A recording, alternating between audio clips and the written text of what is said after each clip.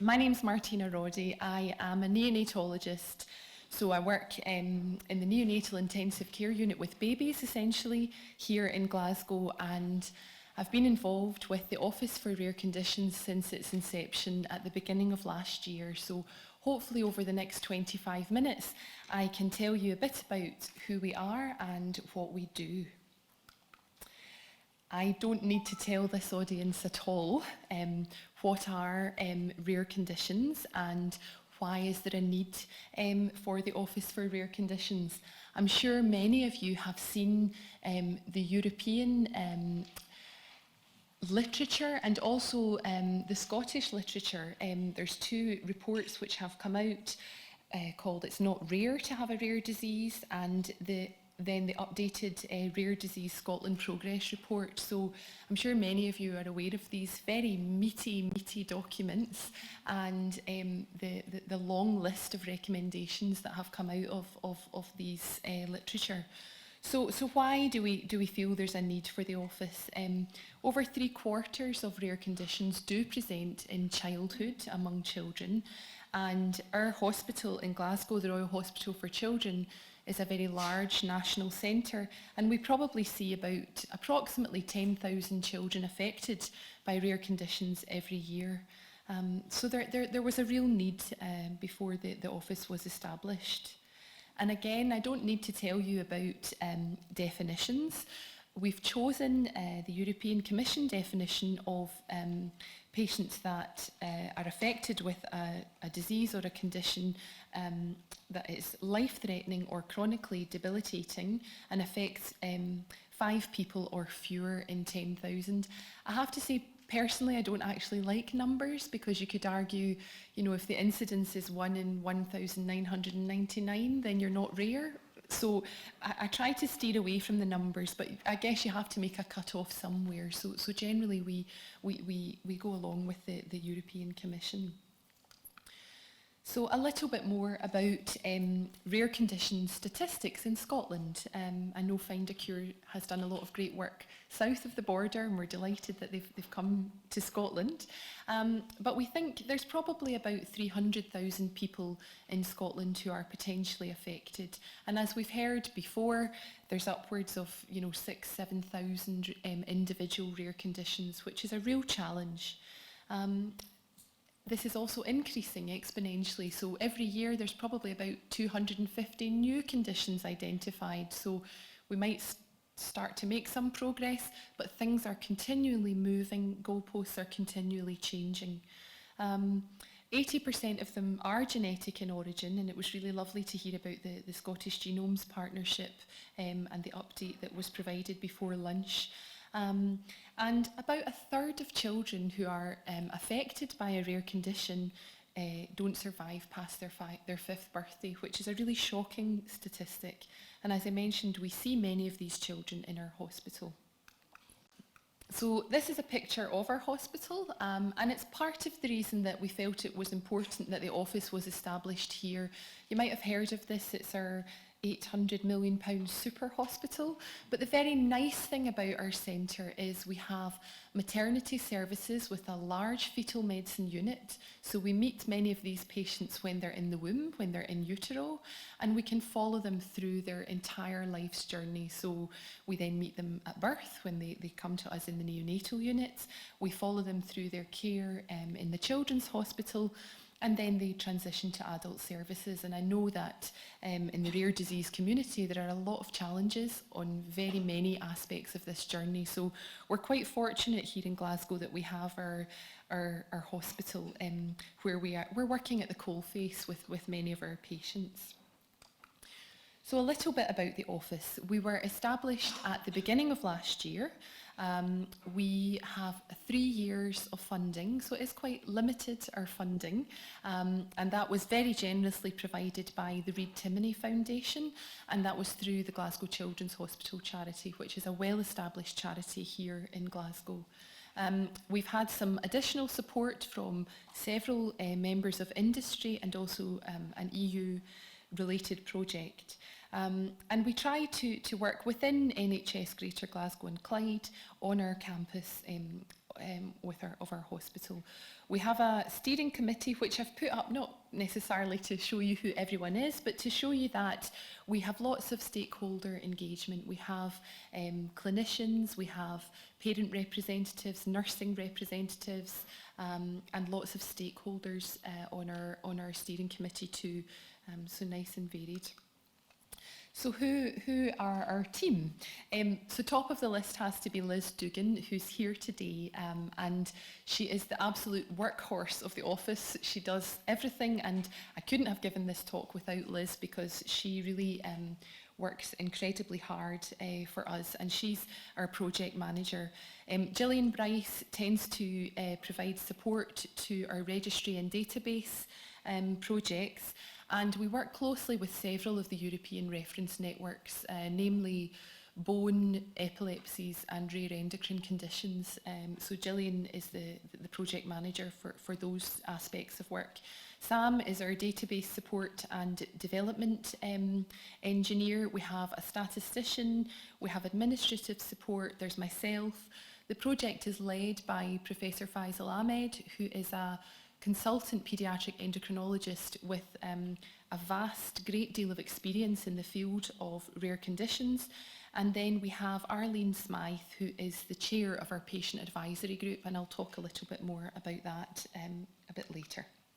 So what are our objectives and our aims? So we hope to increase awareness and knowledge of rare conditions in Glasgow, and to enhance the support that is available to children and their families, and also to promote standards of clinical care where they exist, because they don't always exist for families with rare conditions, and to try and increase the participation of people with rare conditions in clinical research, which, as we know from many of the talks that we've heard today, is a real challenge in the rare disease community. So we have a website, and we also have a Twitter account, so please do have a look. Please follow us on Twitter and have a look on our website.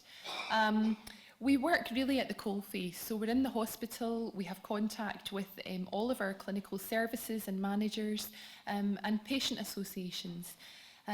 Liz sits in the group doing work with the Scottish Government Cross-Party Working Group and works closely with the Scottish Medicine Consortium as well. So again, we're trying to have contacts with as many interfaces as we possibly can.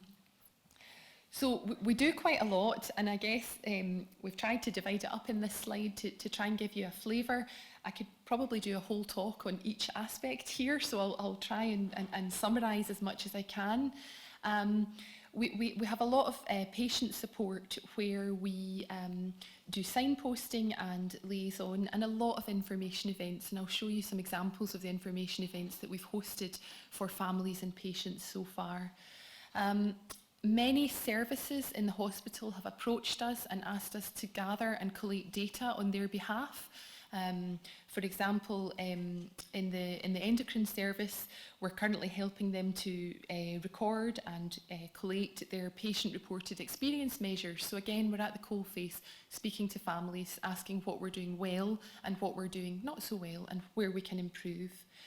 Education is a huge part of what we do, and we organise family and patient education days, as well as healthcare professional education days. Really anything you like. Anyone can approach us, any service, any patient organisation, any representative, and we will do our best to support you to organise your day. And we're also trying to promote involvement in research. So, as I've mentioned before, we can give information on clinical trials, and we do have experience of database and registry development too. Part of our European project is working with the Rare Endocrine European Reference Network to create a bespoke European registry for rare endocrine conditions. So again, I'm sorry for the busy slide, but this is just to try and show you the sort of split of the work that we do. We obviously have the two pie charts. One is the professional facing activity, and the other is patient facing activity. I'm not sure, it might be too small when it projects, but it gives you a feel for the activity that we have and the time that we spend with all of these different projects. So in terms of patient engagement, we have a Facebook page, and there's also a kind of a private Facebook group as well, where our families, our parents can communicate in private in a nice, safe, closed forum, and they can have discussions and gain information on anything that they need to know. And it can also be where we advertise any events or any education days that we have coming up. This is just a little selection of the patient events that we have organised so far. Von Hippel-Lindau, hypospadias, de George syndrome. There are many, many more. And actually recently we had a family fun day, which was an absolutely great success, where many children came along.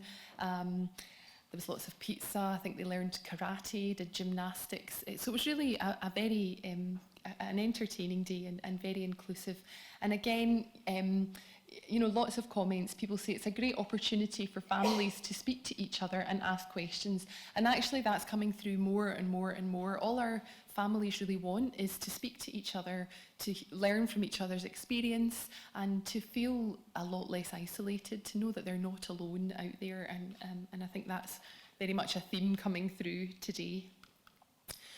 We also have our Twitter page, so again, please do follow us on there, and Liz and I do our best to tweet. I'm not sure we're that great at it, but we do try. And we also have an information, a newsletter, which comes out several times a year. And I don't know, many of you have seen our stand outside, but if you do want to pop your name down on our list, we can certainly get you on our mailing list so that you can have access to our newsletter. So this is our patient advisory group, which we're really very proud of. We have many dedicated and wonderful parents whose families are affected by some of the rare conditions listed here, and I don't need to go through the list. It's essentially just to say that this is a really fantastic group. It's chaired by Arlene Smythe, and they're doing a great deal of work in promoting the parent and patient voice. I guess it's important that that comes through as a very strong theme, that we're listening to our families and trying to improve care for them in every possible way. And this is a questionnaire that we have circulated, and it's essentially to our families, and we ask them to provide direct feedback on the experiences of healthcare which they feel can be used to drive improvement in services, and to identify common threads, positive experiences and possible gaps.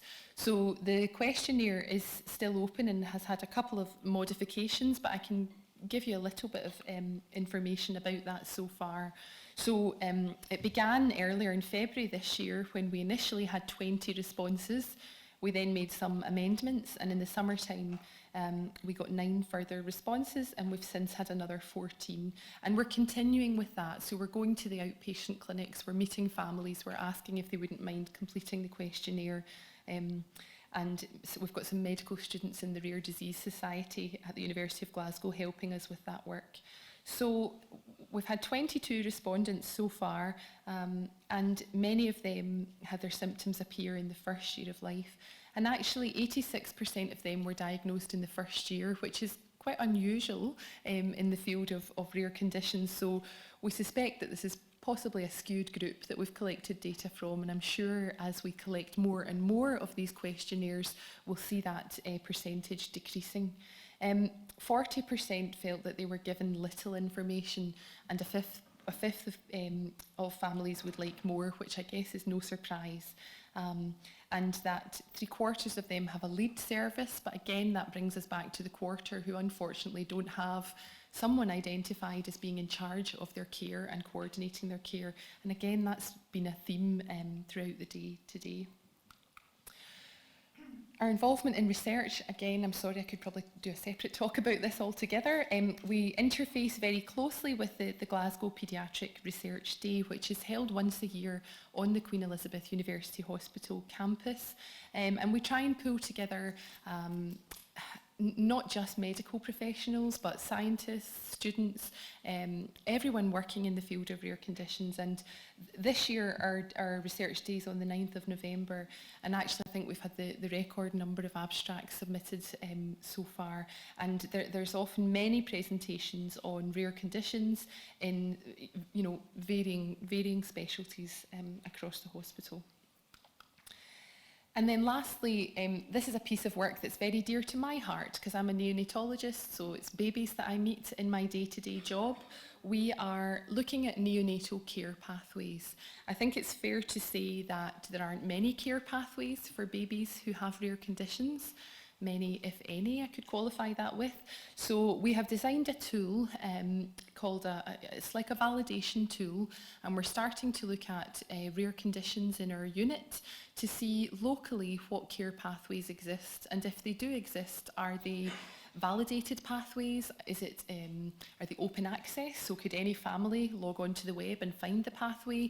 Is the information in the pathway correct and valid? Because we all know you can use Google, but not everything you read on Google is true. So we feel if we can somehow try and validate pathways that are out there, that will be a guide where we can signpost families to reliable information, which is good quality information. And I've put some of the conditions down the side that we're beginning with, because as you can imagine, this is no small feat, looking at care pathways for all the rare conditions. So we're starting with commoner rare conditions, for want of a better word, and that work is just underway at the moment.